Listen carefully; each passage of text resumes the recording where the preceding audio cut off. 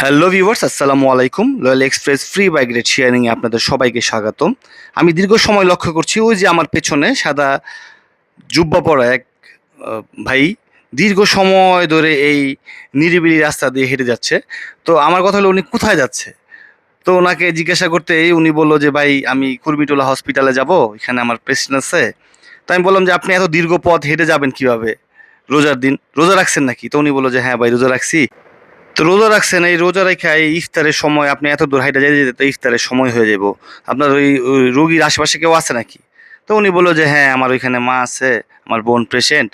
তো আমি বললাম যে, তারা ইফতারি করবে না, আপনি ইফতারি করবেন না? তো চলেন, আমি আপনারে ইফতারি কিইন্যা হসপিটালে দিয়ে আসি।" তো উনি বলল যে, "না ভাই, এই যে ব্যাগের মধ্যে আমি ইফতারি নিয়ে নিছি, এখানে আমার খালার বাসা ছিল, খালার বাসা থেকে ইফতারি দিয়ে দিছে।" তো ব্যাপারটা আপনি চিন্তা করেন। তো ভিউয়ার্স, আমি তাকে নিয়ে যাচ্ছি কুর্মিটোলা হসপিটালে। উনি যাতে উনার মা আর বোনকে নিয়ে একসাথে ইফতার করতে পারে। তো দোয়া রাখবেন, ওনাদের যাতে সুস্থতা দান করে আল্লাহ।